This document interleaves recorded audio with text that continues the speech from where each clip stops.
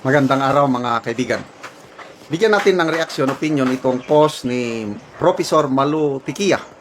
Sabi niya, nagulat naman ako kay Representative Rufus Rodriguez. Husay ng laying the predicate, tapos bumoto with substance sa impeachment 3 and 4. Yes, ang boto. Yan nga, may isa kong subscriber, sabi niya, General, si Rufus Rodriguez, bumoto ba siya ng yes? Kasi nung last Monday, todo depensa siya kay BP Sara. Sabi ko, pakitang gilas lang si Rufus. Yes, ang boto niya. So, isa lang ang matapang na kongresista na tumayo para sa katotohanan, si Congressman Bong Sontay lang. Yung 54, lahat yes. Gusto kong malaman sana yung 54 na bumoto. Kailang doon sa website, wala doon yung list of members ng Committee on Justice. So ang mga matandaanan ko na lang, ayan, Garin, tama ba si Garin? Luis Tro, mga sumali sa discussion, Luis Tro, De Lima, Sontay, of course Sontay, no man yun. De Lima, Rodriguez, Lordansuan, I think, Congressman Abante. So, bakit hindi makita yung listahan ng list of members ng Committee on Justice? Kasi ang daming nagtatanong, sino-sino ba yun? Ayaw nilang ipaalam sino-sino yung members ng Committee on Justice. Bakit ba? Natatakot pa kayo sa resback ng taong bayan? No, itong post ni Professor Tikia na nagulat siya kay Rufus Rodriguez. Anong reaksyon? 10,000 ang nag-react, 7,400 ang tumatawa, 2,500 ang nag-like. Yun ang tinatawanan, most likely si Rufus Rodriguez.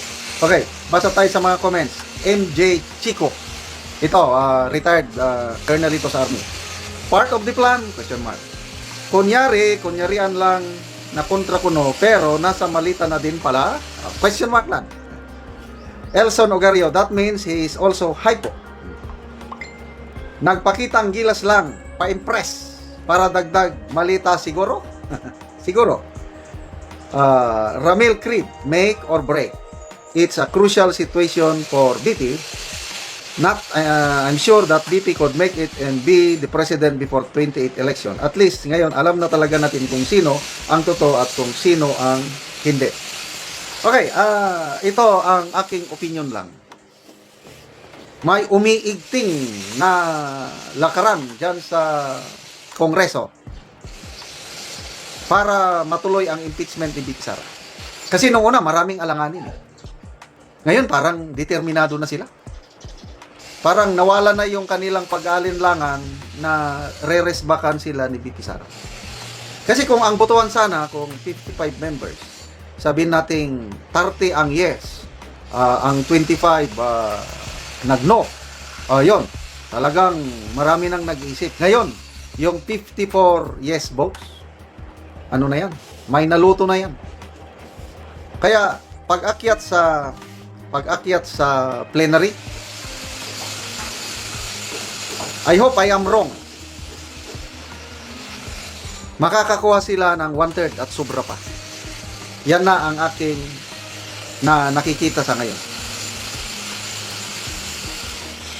Yung natatakot sila na resbakan, parang bahala na, kamuat may. I hope I am wrong, ha. Mai-impeach si BP Sara sa Kamara. Yan ang opinion ko. Kaya lang, ako kalmado lang. Kalmado lang tayo kung sakali man maiakyat sa Senado ang impeachment. Dahil ang Senado hindi nila hawak. What I mean nila, yung mga anti-Duterte. Hindi nila kontrolado ang puso't isipan ng mga senador, yung mas marami. Yung minority 9, intact na yan eh. Pag makaboto sila lahat, I am very sure acquittal ang iboboto. Now, granting hindi makaboto si Senator Bato dahil nagtatago, okay lang yan. Granting, yung tatlong kinakasuhan ba? Escudero, Villanueva, and Jinggoy. Granting, makasuhan nila at makulong o something, hindi makaboto, okay lang yun. No problem. Kasi, kahit may nawalang apat sa minority block, 5 na lang makaboto, ang kwentahin pa rin is 24 senators pa rin. 24 senators. So, 1/3 of 24, 16. Kailangan nila mag-produce ng 16 votes para makonvict si BP Sara. And according to one political strategist na to me, magaling, si Mr. Lito Banayo, hindi sila makakakuha ng 16 conviction votes. And I agree. Kaya, pabayaan nyo na yung mga kongresista na yan. Bantayan na lang po natin sa botohan sa plenary. I hope i-live stream nila. Ang problema, ayaw nilang i-live stream. Sila lang nakakaalam. Kaya hindi natin malalaman sino yung bumoto ng yes or no. Okay, so ito, let the bloodbath begin. Tinanong ng mga reporters, handang-handa na ba si BP Sara? Sagot ni Atty. Poa, yes. Last year pa, handang-handa na. Cool lang siya at hindi siya kinakabahan dyan. Dapat cool na rin tayo mga kapwa ko, TDS.